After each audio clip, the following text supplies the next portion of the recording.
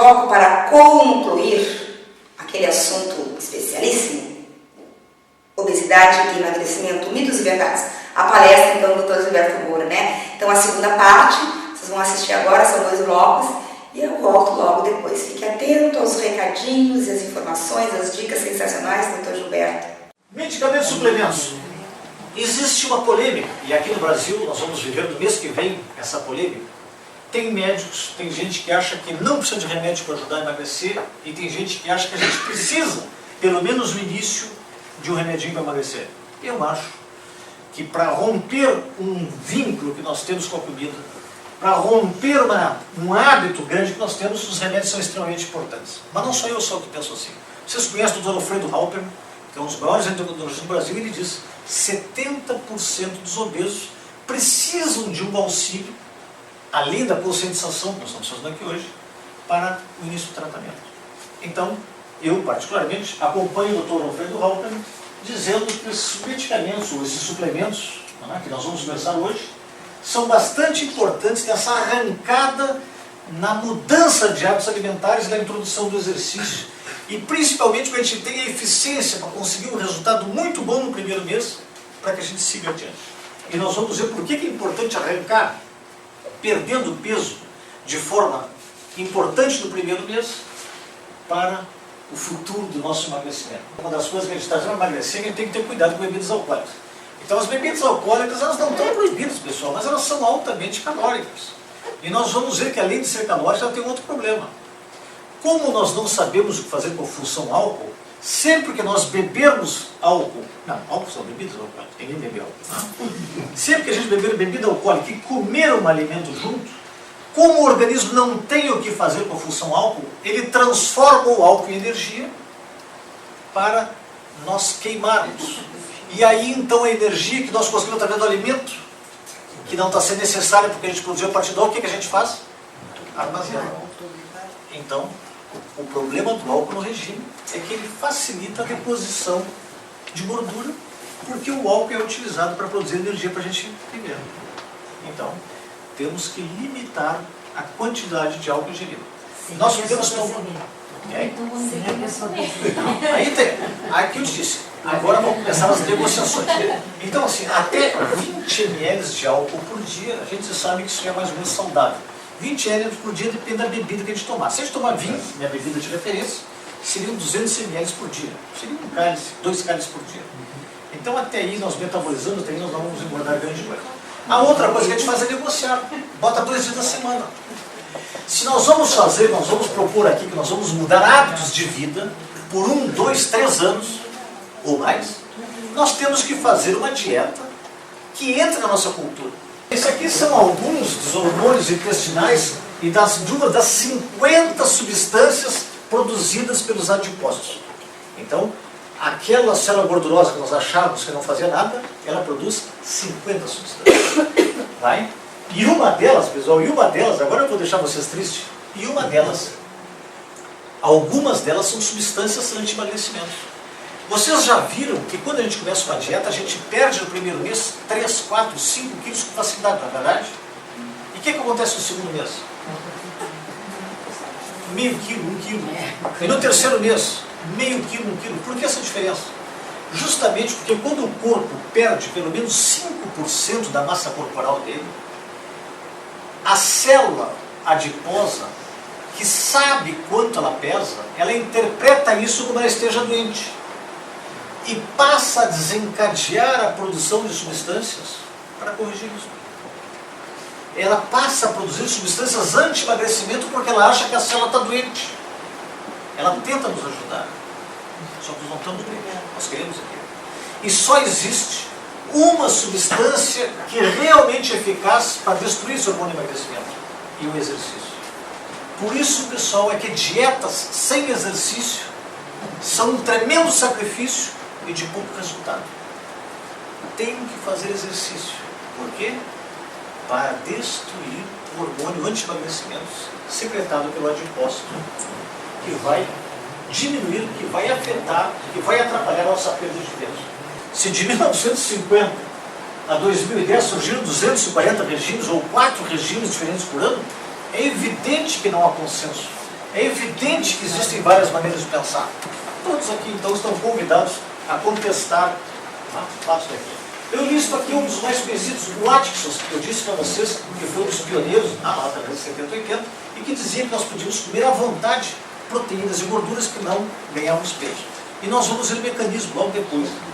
O regime de Duncan, que hoje é um sucesso, hoje o regime mais utilizado no mundo, o regime de Duncan, é de um francês chamado Pierre Duncan, que se destaca dos outros porque, além de se preocupar com a perda inicial, ele depois propõe uma manutenção que deve durar o resto das nossas vidas, com a exceção de 2 dias por semana nós podemos fazer o que a gente quer. Bom, a clínica Maio, a Soap Beach, o dieta ortomolecular feita pelas estrelas da Globo, a dieta mediterrânea, que é uma dieta extremamente interessante, muito a favor da vida, e isso explica uma série de benefícios das dietas do escola mediterrânea, mas que para perder peso não tem se mostrado tão eficiente, os regimes de baixas calorias, o regime da sopa, do jejum, da lua, enfim, vários regimes não. Mas nós vamos ver isso aí, que todos eles funcionam no início, mas depois deixam de funcionar. Vamos ver por quê? Vamos lá. Bom, dietas eficientes a longo prazo. O New England Journal of Medicine, a maior revista científica do mundo, a melhor, a mais afamada, publicou no mês passado um artigo mostrando por que as dietas a longo prazo não funcionam. As dietas antigamente eram feitas com muito pouca caloria e com muita restrição alimentar. Então, quando nós escolhíamos dietas de 700 ou de 1000 calorias, além da restrição calórica, nós deixávamos de comer minerais, vitaminas e aminoácidos essenciais. E isso, a longo prazo, quando nós largamos o regime, o nosso organismo lembra e sabe que nós precisamos de 45 nutrientes essenciais para viver. E na hora então que nós voltamos a ter acesso aos alimentos, ele trata de pegar tudo que ele pode, e é isso que explica que as pessoas engordam. Se pararem as dietas, ou se não mudarem hábitos alimentares. Então, a partir do mês passado, no New England Journal of Medicine, em junho do ano passado, vocês vão encontrar as justificativas bioquímicas para o engordar quando a gente para os regimes. Bom, a maior parte dos regimes então começa durante 15, 30 dias com uma restrição absoluta de carboidratos. Eles começam então baseados no Atkinson, muita proteína, mas não mais com gordura, como o Atkinson propunha. O Atkinson dizia que tu podia comer bacon, podia comer queijo, fritura, ovo frito à vontade. Hoje a gente sabe que o nosso colesterol estoura, que as nossas veias vão entupir. Então, o que persiste é o que nós aprendemos com os animais, que verduras, que proteínas podem ser ingeridas. E por que as proteínas podem ser ingeridas à vontade e não engordam? Por que o Atkinson dizia que a gente podia comer a gordura e a gordura não engordava? As nossas nutricionistas presentes devem dizer assim, mas esse cara está falando heresia. Gordura é altamente calórico. Como é que podia o Atkinson mandar comer queijo, comer bacon e a pessoa não engordava? Comer creme de leite e não engordava? Como é que pode, criatura? Existe uma explicação bioquímica. Quem deposita na nossa barriga, quem deposita no nosso bumbum ou nas nossas coxas, não é a gordura. Quem deposita é um triglicerídeo, é uma combinação do glicerol 3-fosfato, uma molécula que é fornecida pelos carboidratos, com a gordura. Então, sempre que nós encontrarmos esse derivado originado pelos carboidratos, chamado glicerol 3-fosfato, encontrar gorduras, aí está o gancho suficiente necessário para a gente fazer gordura. Se nós comermos só gordura, a gordura não consegue se fixar, não consegue ser armazenada. Veja que interessante. Por isso é que o regime do Atkinson não engordava. Porque a gordura sozinha, ela não tem a capacidade de se fixar. Ela precisa encontrar um pouco de glicerol 3-fosfato, que é originado pelo carboidrato.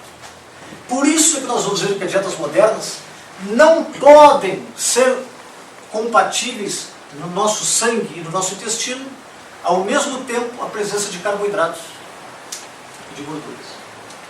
Então eu já começo a dizer aqui na combinação dos alimentos, a grande chave bioquímica moderna é impedir a presença no nosso sangue e no nosso intestino a presença concomitante de gorduras com carboidratos. É isso que nós vamos aprender a evitar hoje. Se nós conseguirmos fazer isso aí, nós estamos evitando uma das causas básicas de deposição de gordura na nossa barriguinha, na nossa pança. Por isso é que essas dietas então fazem. É claro que isso tem um custo para a saúde, tem um custo bioquímico, porque com as carnes nós não vamos conseguir todos os nutrientes que nós precisamos. Nós precisamos de vitaminas, minerais, precisamos de aminoácidos. E com a carne, ou com as proteínas, quando eu falo carne, eu falo peixe, eu falo ovo, de repente a gente não consegue todos os nutrientes necessários. Então isso pode ser mantido por um tempo, mas não pode ser mantido para sempre. Bom, então essa mudança da nossa dieta para uma mudança hiperproteica, ela é extremamente eficaz e durante 15 dias nós conseguimos perdas de peso bastante importantes. Pessoal, e por que é importante nós perdermos um peso durante um certo tempo? Para nós termos persistência para continuar nosso regime. Porque uma vez que vocês cheguem no peso que vocês querem, vocês precisam de 1 ano para que a memória do adipócito seja trocada. Ou seja, aquela célula de gordura que sabe quanto vocês pesam, quando vocês fizerem uma dieta, ela sabe o peso que vocês têm. Se vocês pararem a dieta antes de 1 ano, vocês voltarão ao peso que vocês têm. Porque ela sabe que vocês são assim. Este relógio biológico, que está dentro do adipócito, ele só é mudado 1 ano depois. Ou seja, quando vocês chegarem ao peso que vocês querem, se vocês quiserem parar com aquela facilidade de engordar, vocês têm que manterem aquele peso por 1 ano. E aí então o adipócito se reprograma e vocês passam a assumir aquele novo peso. Aí está a chave para não engordar mais. Então por isso que é importante a gente perder um peso um pouco mais rápido, né? Para ajudar a chegar naquele peso que a gente quer para poder manter durante 1 ano. A introdução do carboidrato se faz gradualmente. Mas nós vamos ver que hoje em dia os carboidratos, a não serem atletas, aonde ele é fonte necessária para os exercícios, tá? Nós estamos falando de gordinhos. Os atletas são outro departamento à parte. O atleta pode comer 6 mil, 8 mil, 12 mil calorias. Ele tem outro metabolismo. Bem, então o carbo é introduzido gradualmente. E hoje, na maior parte dos regimes, se introduzem quantidades limitadas de carboidratos, de pão, de massa, de batata, de arroz. Essa quantidade vai variar de regime para regime entre 350 a 600 calorias por dia de carboidrato. Mas isso de regime para regime, mas quase um consenso. Outro consenso que surge das dietas é que não se pode ter fome. Hoje se manda comer de 3 em 3 horas. Os médicos falam que nós devemos comer de 3 em 3 horas, mas não explicam o porquê. A razão de nós comermos de 3 em 3 horas é justamente nós não sentirmos fome. Porque quando nós sentimos fome, caem os nossos níveis de glicose, entre outras coisas, e nós passamos a buscar então alimento em maior quantidade. Mas não só a queda da glicose, há a produção de hormônios intestinais, cujo hormônio principal é a grelina, que nos levam a procurar alimentos. Então, cada vez que nós sentimos fome, o nosso intestino começa a secretar uma substância que manda a gente buscar alimentos. Por isso que nós devemos comer um iogurtinho às 10h30, por isso nós devemos comer uma barrinha, comer uma fruta às 4 ou às 5 da tarde. Nunca passar mais do que 3 ou 4 horas sem comer algum alimento. Para que não caia os níveis de glicose, que é uma das coisas que nos dá fome, e para que o intestino vazio produza a tal da grelina e outras substâncias que vão nos levar a comer grande quantidade de alimentos, a buscar vorazmente os alimentos. E a outra coisa então que nós aprendemos é que tem que manter os hábitos muito tempo. Por quê? Para mudar a programação da nossa célula. E apoiar com os medicamentos necessários, né?